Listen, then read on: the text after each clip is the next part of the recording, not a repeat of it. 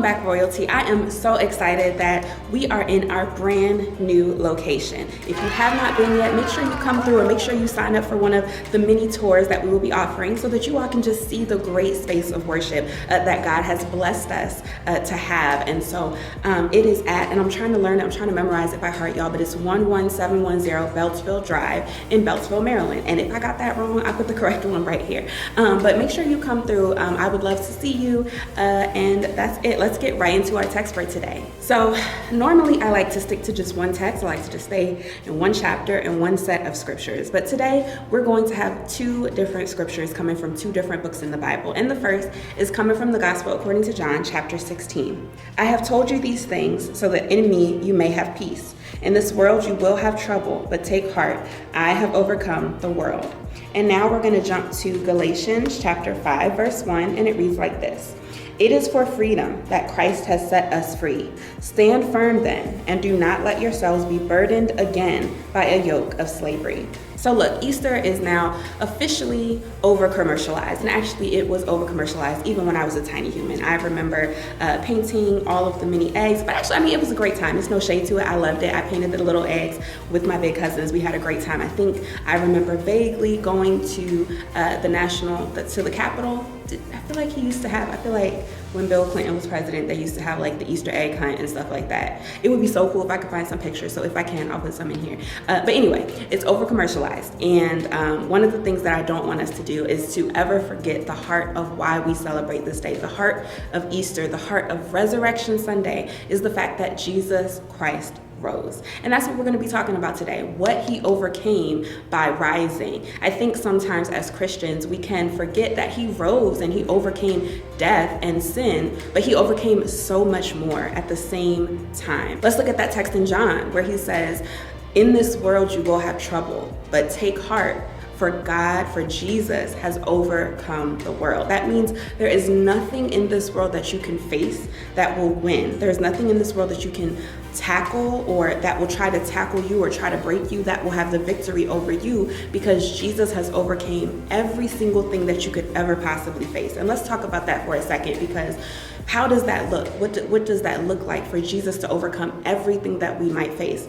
And it really comes down to the fact that the word tells us that God was both fully human and fully divine, right? So the fully human part of God was tempted. The fully human part of God felt the very things that we feel. He felt sadness. He felt depression. He felt pain. He felt regret. There's this one scripture that's coming to mind right now, even as I'm doing this, where Jesus is literally begging God to remove the cup from him. He wants to not have to go through what he is about to endure. That is something that we can all relate to. That's something that we have all felt, someplace that we have all been, where it's like, God, why am I here? Why do I have to go through this? Why can't you take this from me so that I don't have to carry this burden? But Jesus did it anyway because he was fully human. But then the fully divine part of him, the God's son part of him, allowed him to rise and overcome every single thing that he faced and every single thing that you and I could ever face as well. That means there's no depression.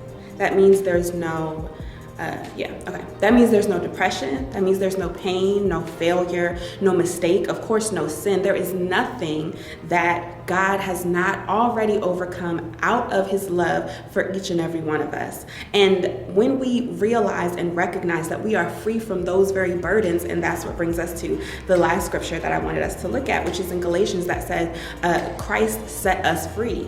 Christ set us free and does not want us to go back into the burden and the yoke of slavery that comes from being victim to those sins, to that depression, to that hurt, to that pain, to that loss, to whatever it is that is holding you down, that is stifling you right now, that is preventing you from breathing and living the abundant life that Christ came to give you. That right there is a yoke of slavery, and Christ died so that you would be free from that very thing. And that's why I wanted us to talk about both of those scriptures together, because Christ didn't just defeat sin.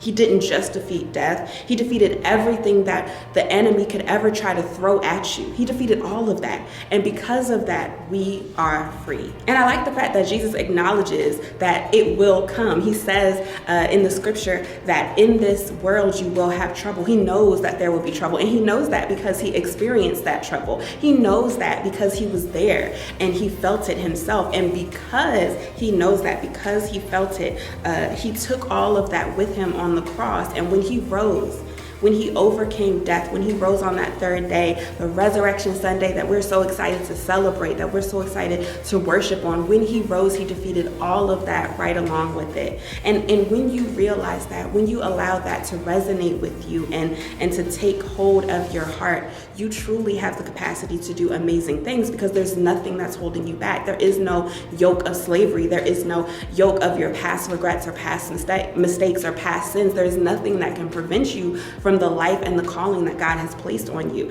And so own that today. When you listen to the sermon, when you listen to the worship, when you get into your word, when you study your devotional, when you talk to your family and friends about the power of God, remember that all that he did was done so that you might have freedom, so that you might have an abundant life, so that you would never feel burdened by the past ever again, that you have been set free and delivered because of Christ and because of God's love for each and every one of us. So I hope that brings you some joy today. I hope that brings you some excitement and some enthusiasm about what is next in your life, because God has called you to do great things, and you can't do those great things when you have a yoke of slavery around you. So be set free today. Walk in that freedom, walk in that abundant life, walk in that gift that you were given out of the love of our God. That's all that I have for you all today. Stay popping, y'all, and be blessed.